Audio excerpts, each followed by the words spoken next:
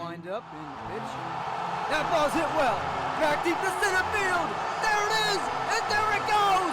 Home run by Shaquille. Here's the pitch. Here it goes. There's strike three. That's a complete game for Kinsey Hilzer. Tyler Carroll, step back three. Wet. He puts it in, and that is the dagger. And there's another three for Katrina Roenfeld. Just like she usually does, the Griffins are on top. There's the bump, ball's in the air, and Allie Talkin lays down the thunder with that kill. There's the handoff. Through the hole he goes. A huge stiff arm, and Shamar Griffith scores a touchdown for Missouri Western. Carolina Strom rides the line and gets the score in the break. And there we go, another Missouri Western record shattered by track star Hannah Williams. Shoots her shot. Goal!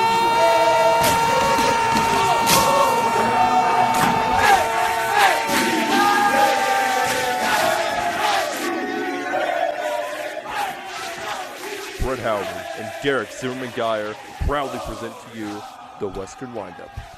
Well, it is about time, Brett. Yep, here we are again on our own, recording the Western Windup. Wow, it felt like a really long summer, at least for me. What about you? About the same, yeah. The month of July really dragged on when we really started making the Twitter account for this and whatnot, but yeah. Welcome to season 2, technically, yep. season Roughly. 2 of the Western Windup. Here we are back. We're here to talk about some Missouri Western sports. Here to talk about a little bit of Royals, a little bit of Chiefs, Yeah, we'll give a little recap of what's going on. I'm Derek, this is Brett. Hello, I am Brett. We are both senior journalism majors here at Missouri Western State University, and oh my goodness, we cannot wait to get started. Yes, we can. So, like we just said, we'll give a little quick Midwestern wind-up recap. There we go. That's good. I like it. About what's been going on in the world of just Midwest sports in general, Royals, Chiefs. So the Royals just got done with their series down in Cleveland. It was funny, they actually went to New York for a 12-minute game, yep, where the ghost of Chris Owings haunted us once again and scored the winning run in a walk-off. We don't talk about that. We don't have to. But hey, Ryan O'Hearn went deep with wearing the nice all white unis, looking really spiffy there. Had a 2-home run game, scored in the 10th inning, gave us the win. That's my right. boy there. Yep. Jorge Soler went deep as well. He's got 36. He's getting ever so close against that prestigious club record that Mike Moustakas set just a few seasons ago. Yeah. So wow, We're no longer last in our division. Yeah, the Tigers are taking that. The Tigers officially eliminated from playoff contention mathematically, so that's take that, Detroit. I think with the beginning of the year that they had, this is nice. We weren't the first team eliminated. They're just kind of beating up on all the other worst teams there around. But as for the Chiefs, they just got done with their game against the 49ers. Mm-hmm. And just a quick recap of things that matter really is the first team. I thought the first team offense looked pretty darn sharp. I think if it wasn't for that Patrick Mahomes spin out and run, he would have stayed in. They probably would have gone for it on 4th down and 1, 4th down and 2. Probably something sneaky, something like that they usually do. But since it's preseason, Andy doesn't want to see Pat get hurt. Pat's crazy, running around like he always does. Yep. So take him out, smart move. Chiefs offense looked good. Chiefs defense I thought looked decent as well. Yeah, I think the only thing that worried me, and it's just our depth. Our second stringers didn't look as sharp against the other second stringers, and I think that shows that if we get someone like Tyreek out of the game, if he's injured for the game, or if Travis gets thrown out of the game again for throwing his towel, then that could be a big hurt for our offense. But I do have to agree. I think our first team offense and defense looked pretty good in the games that they played. Obviously, we upgraded our defense in the offseason, upgraded our offense with the addition of Mecole Hardman and Thompson. Our offensive line didn't get any worse. So yeah, it's always solid. It doesn't really matter. 27-17 was the final in favor of those 49ers, or as Kent Swanson from Arrowhead Pride always likes to say, the 33ers. I love that. Take that, San Francisco. Yeah, nerds. Yeah. Anyway, Chiefs, they got one more preseason game, and then everything matters after that. Can't wait for Jacksonville. But we will get into what is coming up sooner than that, and that is Missouri Western. And nothing's going on this week. Welcome back to campus, Griffs. We're all back pretty much. Me and Brett moved in just about a week ago. Yep. And we are looking forward to getting started. So what our format will be, we'll have like a 5-second kind of format. And what we'll go through is the recap of like everything going on with Midwestern and what's going on from Missouri Western in general. Very normal stuff there. We'll have some player of the weeks type of deals. People will keep our eyes on. We'll have a team of the week.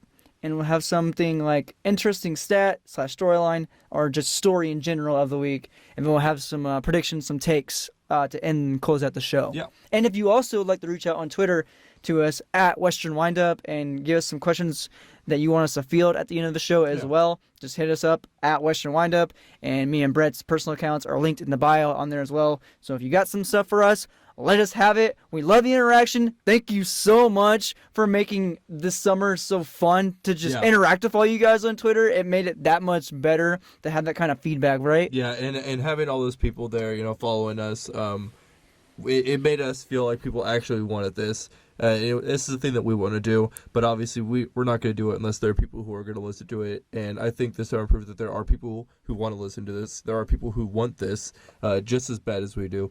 And we appreciate all the support we've gotten so far in the summer and the continuing support we're going to get this semester, I presume. I hope that it's not too big for me to assume that we will get more people listening to us. Oh, we'll keep going and going. I think right now at Twitter we're at 161 followers.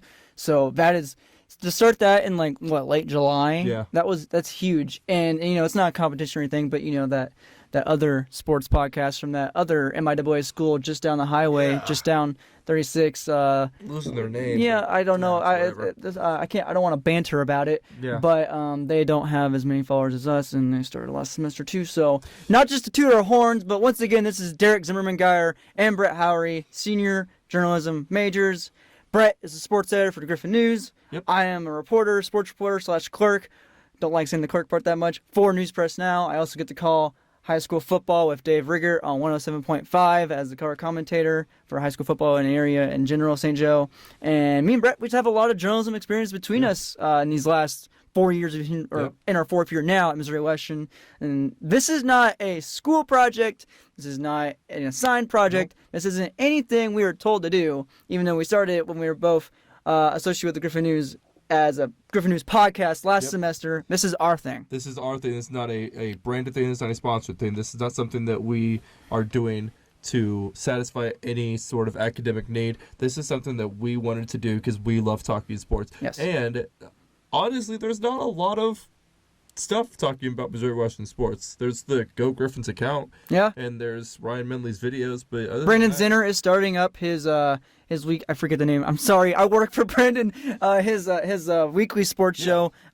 He's starting that back up, season 2. He did a really good job of it last year or last couple of months, coming back. And but, the thing with all those is that they're kind of branded, and you kind of always expect positive things.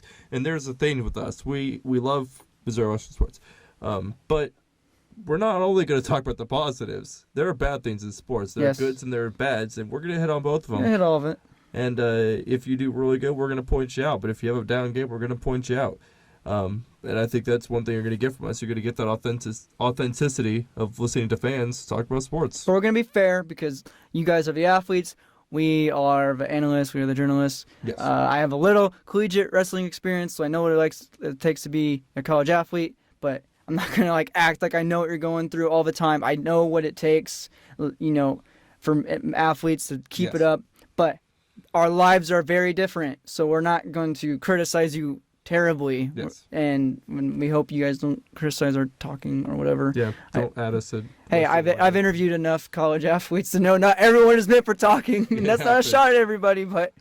Well, let's look at this. So, we are coming off of some fall sports. So we're going to talk about our fall sports. Obviously, the last thing that happened was spring sports, but we're in the fall right now. Yeah. Fall sports are relevant. We're going to talk about last fall. Boom. And last fall, obviously, the big story was football, going to a bowl game, getting the bowl win. I was there. I was filming that game. That was a fun game to film, a fun bus ride back to Missouri Western after that game.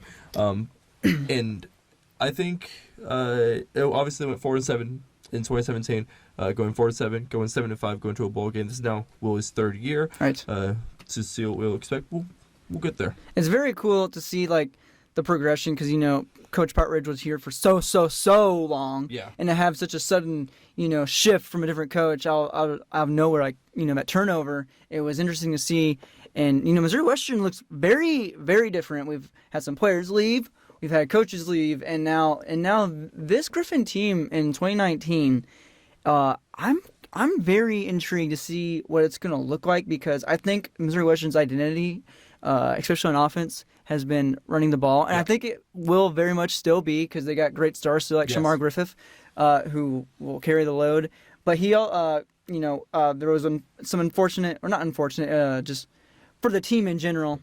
James Bailey Jr. did lead the team on his own will. He had some other things that he wanted to do, and that's okay to him. Best of luck to him in his life and whatever he wants to do. So, but that does take away a lot of stats and a lot of production. So what Missouri Western had to do was go out and get some running backs, and oh my goodness, did they ever so do that? So that's segue right into players of the week, players to look out for, and I think the whole entire running back community all of it for Missouri Western football is someone to look out for. I mean, oh my goodness, I want to shout out Jonas Bennett first. He's a freshman running back from Odessa, and oh my gosh, I watched this guy's film. Oh my gosh. Yeah. Oh my gosh. I really hope as a freshman they give him some playing time, some time to just shine, maybe returning, but he makes one cut. He gets the open field. He's hard to bring down, and he is fast. It's just he's kind of like all in one, and that's like Missouri Western has had a lot of players do that. I mean, James Bailey Jr. last year was a heavy load, especially as a freshman, just bowling everybody. And Shamar is super quick, super fast, going around everybody. So you hit him with all types of skill. Missouri Western does. They are able to attack you in each different way, running the ball, But they went out and got more. They got redshirt freshman Jared Scott. They got Deron Thompson from KU, a graduate student. They got 2 graduate students this year, which is really big. Markel Smith as well. So just to go get experienced players like that is going to be really big. And for, like I said, going back to Thompson, he graduating from KU, he got to see some action at the D1 level, and he's not too bad. When he gets the ball, he makes it count. He had ran for 32 yards and 4 carries in 1 appearance, and then ran it 3 times for 70 yards. So, like, when he gets his time to shine, he absolutely shines. Shine on, Missouri Western. Hey-yo. I don't know if that works, but shine on. Yeah, but here's one thing. You talked about people leaving and new faces on the starting roster, and one thing you have to look at is the change of quarterback. Right. Wyatt Steigerwald, senior now, he looks like a very impressive quarterback. From what I've seen, he looks poised. He looks ready to step into the starting gig. But there's a difference. Going from Don Moreno, who, as we knew, was a really, really good runner. One of the best scrambling quarterbacks in the MIAA. You could just see his vision in the open field was par to none in terms of at the quarterback position. But that's not the same with Wyatt. I'm sure he could get out of the pocket. He could scramble if he wanted to. But his threat is his arm. He has a cannon. Yeah. He has a bazooka for an arm.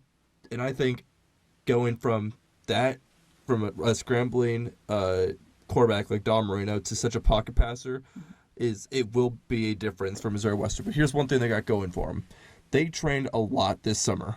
It was not a thing that the student athletes had to do. They did not have to train for the summer, but they did. They wanted to, and they had a lot of football players return to train, get better for this upcoming like the season. individual camp at the end of July, like July 27th, late July, something like that. Yeah. Yeah, guys coming out, all the recruits, 39 recruits. Or 39 recruits, that's right. And it's to break down. That's what we did all July. You guys, of course, if you follow our account, we broke down all the stats and the notes and just the film of all these incoming recruits. And oh my goodness, was it so much fun to do that and just see all that talent that's going to be available to Missouri Western in this coming season. And I just can't wait to see it. And I also got a chance to check out some of Wyatt's stats when he was down at Northeastern Oklahoma State or Northeastern. That's right. And that was back during his sophomore year because he was a junior last year. And last time Wyatt played as a senior, or as a starter, I should say, and he's senior now. Last time Wyatt Steigerwald played full time, he didn't start the first 2 games of the season. at the JUCO level from Northeastern Oklahoma A&M.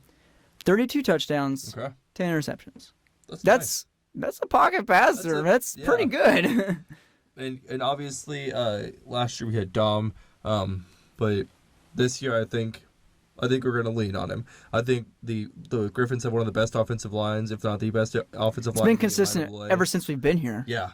4 years now. And I think with that protection, with the pass catching out of the backfield, with the receivers that we have, I think this has the potential to be a really, really good offense.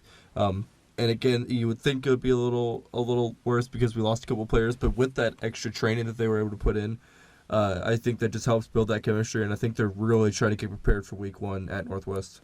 And we're just going to segue again. Getting prepared for another season is Griffin soccer. Yeah. And another player I'd like to really focus on and look at right now is junior Taylor Schwarzkopf. Yeah. And I have practiced saying that. Schwarzkopf. Great name, hard to pronounce. But Taylor has been, I think she's been dynamite in her time playing for the Griffins. Her freshman year, she went down with an ACL injury. Yeah. And I think she scored something like 9 goals in like 7 games.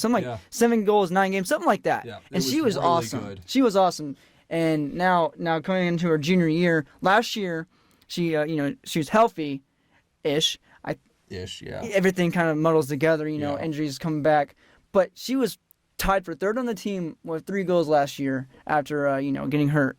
So for her to do that and bounce back, it seems like it may look on paper as a lack of production from a year before, but with the teams that Missouri Western Soccer has had in the last couple of years, stacked of girls like women like Cassidy Mankey, and now she's graduated. Now for people to fill up those roles, I think Taylor Schwarzkopf is perfect for that, and she's only a junior. Yeah. So that production, I think, is just going to skyrocket. Yeah, obviously soccer last year had a first round exit in the MIAA tourney, losing to Fort Hays 3-0. I think this will be a good soccer team.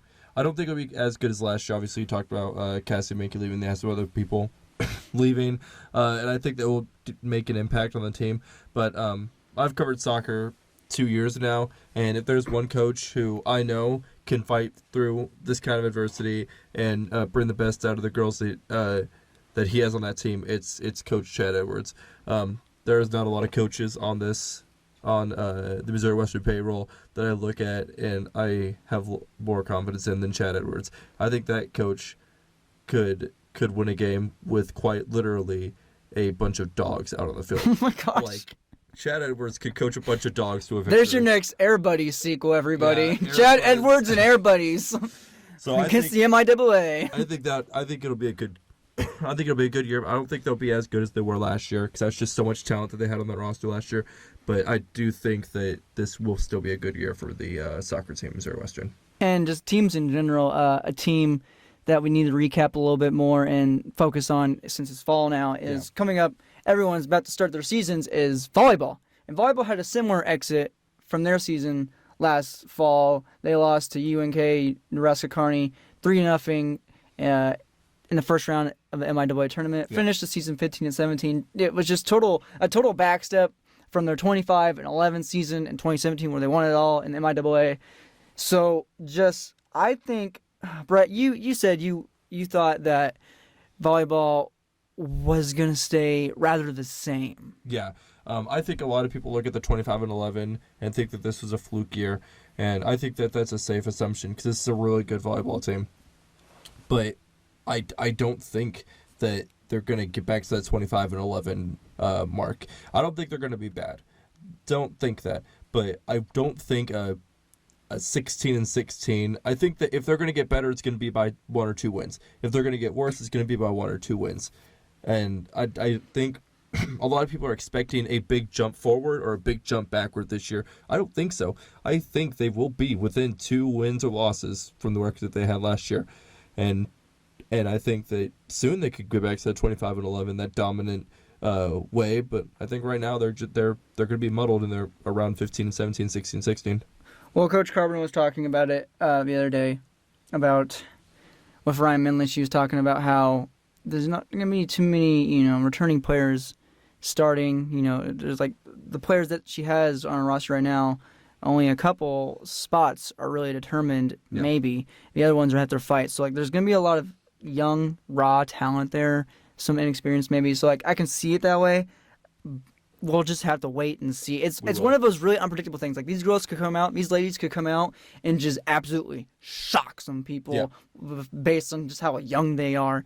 But nonetheless, we saw that with Taylor Schwartzkopf. Right. Yeah, as a freshman coming in for a standout soccer program, and volleyball, Missouri Western volleyball is a standout program in MIAA. They have done well for the last couple of years, especially under Coach Carbon.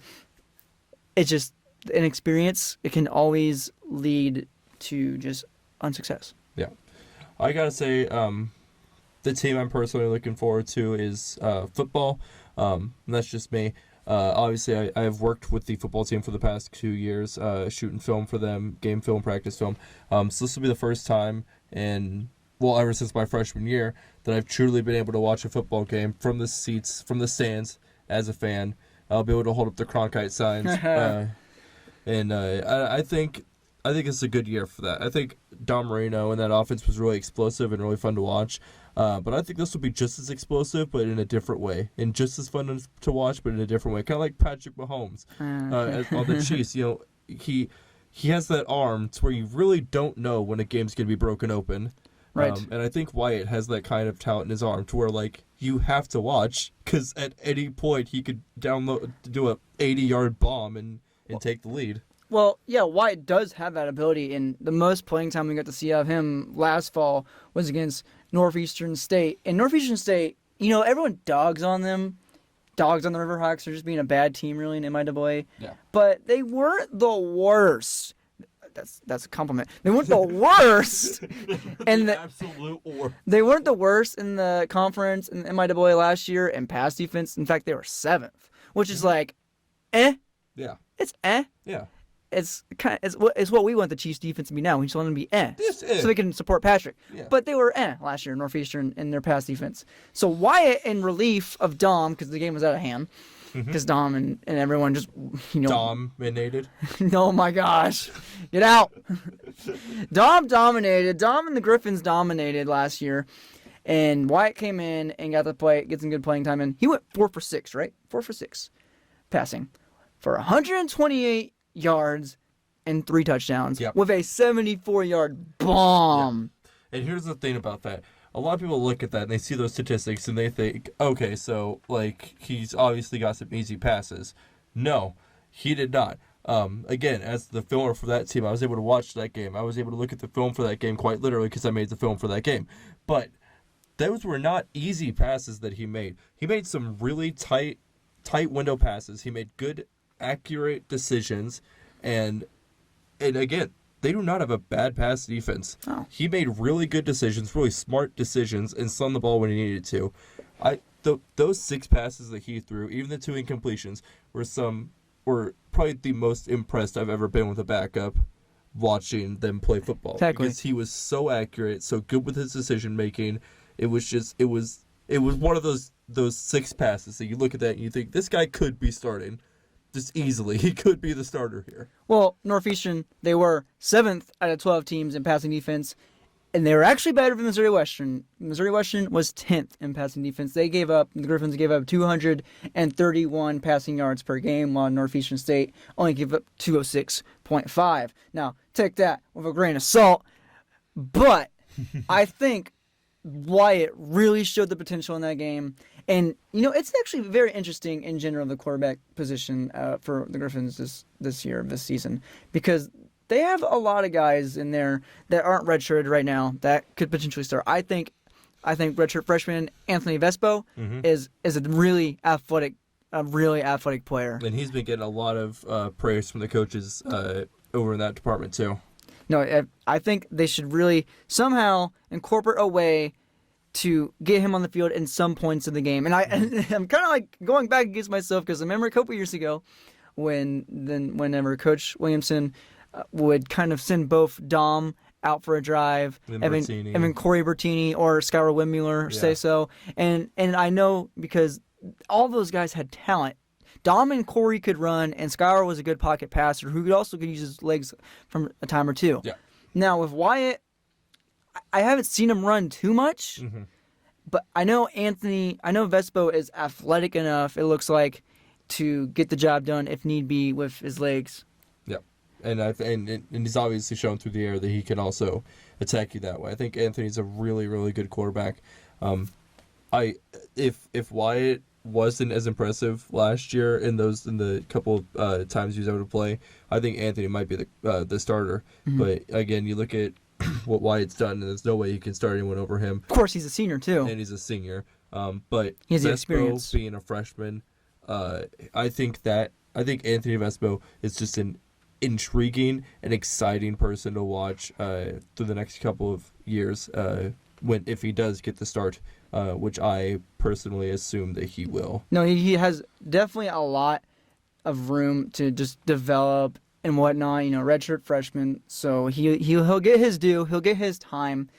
We'll see what happens. But Brett, we are at the point where we've been making some takes. How who we think will do what, which team will succeed, which will make those steps. Yep. Yada yada yada. You know how it goes. Yada. So, hot takes. Okay. Hot takes, and I kind of been like pretty much saying my hot take the entire time. Yeah. So surprised me. So, I believe after everything I've said about Wyatt Steigerwald, everything he's done, in his time with JUCO, and his time away from Western, and his limited time last year, I think he is going to shred Northwest defense in week 1. Okay. I think he's gonna shred him through the air. And now just put this in perspective. Northwest was fifth in passing defense last year, giving up 202.1 passing yards per game, 14 touchdowns to 14 picks. So they're kind of like in the middle of the pack, they're right by Lindenwood, they're right above Northeastern State. Yeah. I wouldn't put it past them to kind of be the same, you know? I think Wyatt has the potential to just take control of that game. And I think that running game with Griffith and just the whole plethora of running backs they got there, I don't know how they plan to use them yet. Yeah. But I really think with establishing a little bit of a run game first, and then I think it'll really catch Northwest for off guard. Just start because Northwest has been kind of used to Dom Marino and those last couple of other quarterbacks that they've had, just kind of running around and not passing the ball as much because they have such good running backs. Yeah. But watch them come out and just light up the scoreboard. The biggest scoreboard in the MIAA also, by the way. I don't know if anyone else knew that. But Yeah. I would not be surprised if Steigerwald came out and did that. And to go along with that, I think week 1 with Northwest is going to be a shootout. Mm-hmm. I think it's just going to be points galore out there because I think Missouri Western has just we've had enough. I think the general consensus has been had enough of being compared to Northwest and having everyone just talk down on the rivalry in general because they don't really call it a rivalry anymore outside of Missouri Western because and besides sports like baseball where Missouri Western does pretty much wins every game, also women's basketball and soccer, Northwest kind of has the advantage. Yeah. It's been for the last couple of years, and I really do believe the way that Missouri Western has progressed and coming into Coach Williamson's 3rd year, and with the players they're bringing in and the recruits they got and the changes at quarterback we're getting, just this offense is going to look different, but different is never bad. Yeah. It's never bad at first. So I think we have the potential to see a hell of a first game on September 5th. And I think I have to piggyback off that. Now for my hot take, mine's gonna be a little bit different. Okay. But I want to let you know that it might not be a shootout. Last year, Northwest threw 26 passing touchdowns, which is good for tied for 3rd most in the MIAA. But here's something: Missouri Western had 14 interceptions as a team last year, tied for 2nd in the MIAA. So Northwest obviously loves to pass the ball just as much as any other team in the MIAA does. But you look at those touchdowns that they've thrown, you look at the interceptions that we have, this could be a shootout. This could be a 50-50 game. But we get a couple of ball-hawking corners, ball-hawking safeties. We take away a couple of their touchdowns, we take away a couple of drives with some interceptions. We're looking at a completely different game. So I I raise you. I think this may not be a blowout. I think this may not be maybe a blowout. And the Northwest has got a really good defense. But if we can get those ball hawking corners, that ball hawking secondary, to get some interceptions on them, then it could really work.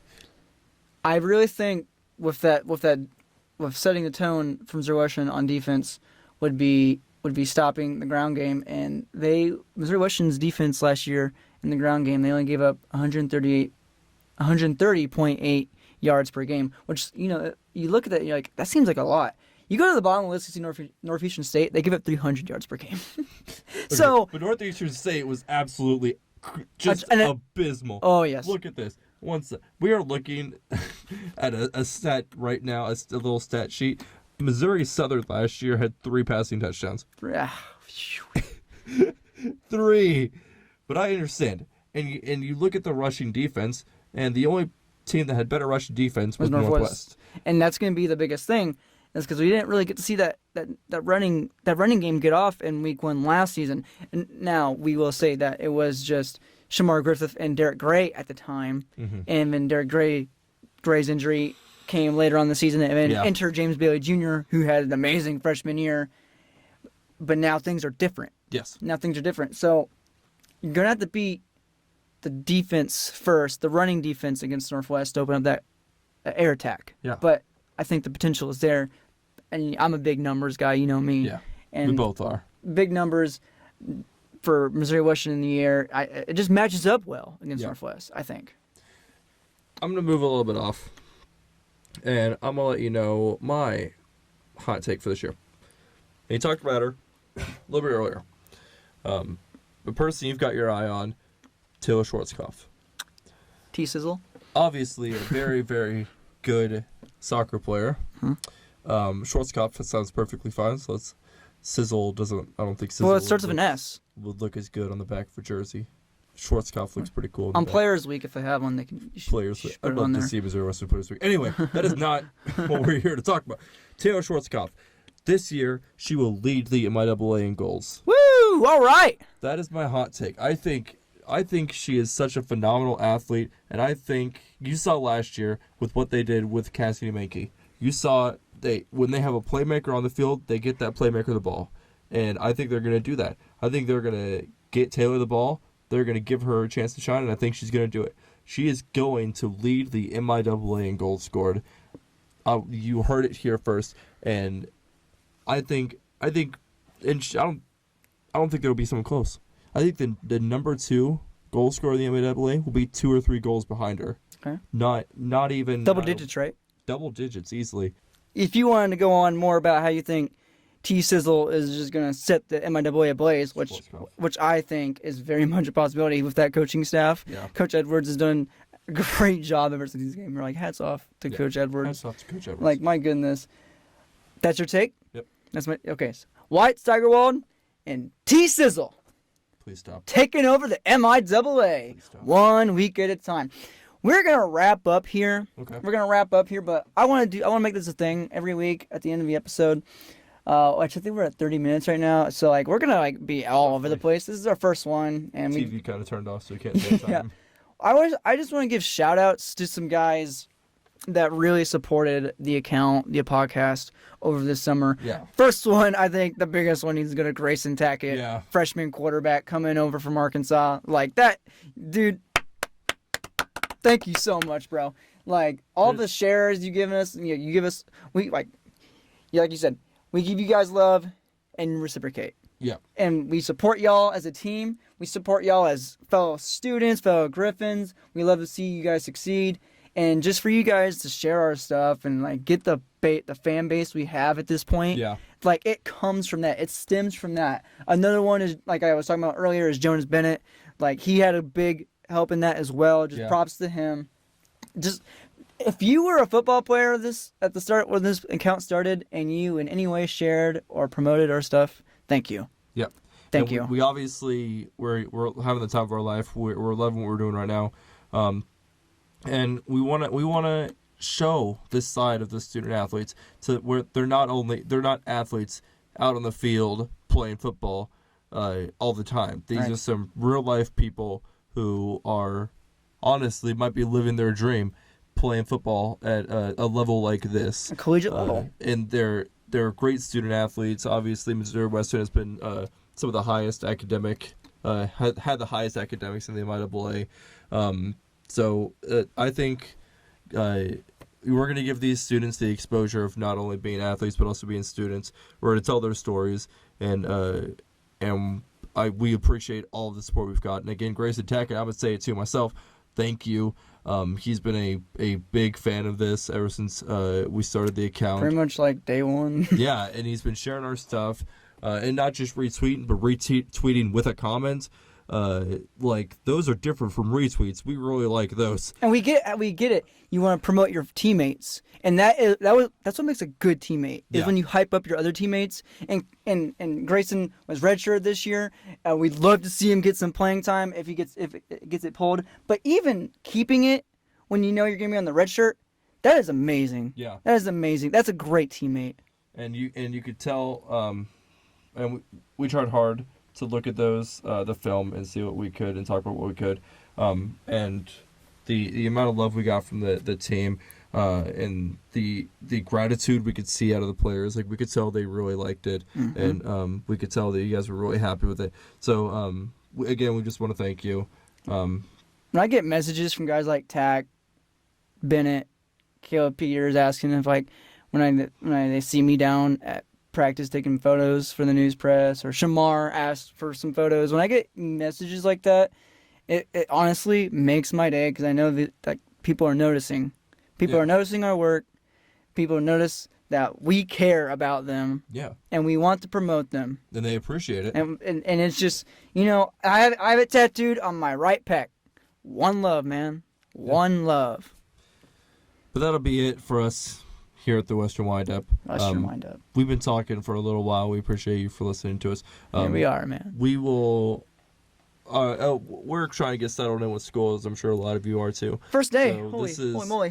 This is a little bit, a little more jumbled than we wanted it to be, but I'm very happy with the way it turned out. Thank you very much to everyone who supported us. Thank you to everyone who have just been there. I don't think we could be here. I don't think we'd be here if it wasn't for the support of our friends and family, the people in the community of Missouri Western, the people in the journalism department who have been really positive by trying to help us. And I want to extend my thanks to everyone because you guys have just been great. The football team has been absolutely amazing. Whenever we posted stuff about soccer, we've gotten a lot of likes and retweets from them too. Don't think it's just football. A lot of the sports we've been covering have been really appreciated by the players we've talked about. And so we really appreciate it from you guys. And we will continue to make this podcast continuously better every single week. Hit us up at the Western Windup, or at Western Windup. Yes. On Twitter. For Brett Howery, this is Derek Zimmerman-Guyer, signing off. Thank you.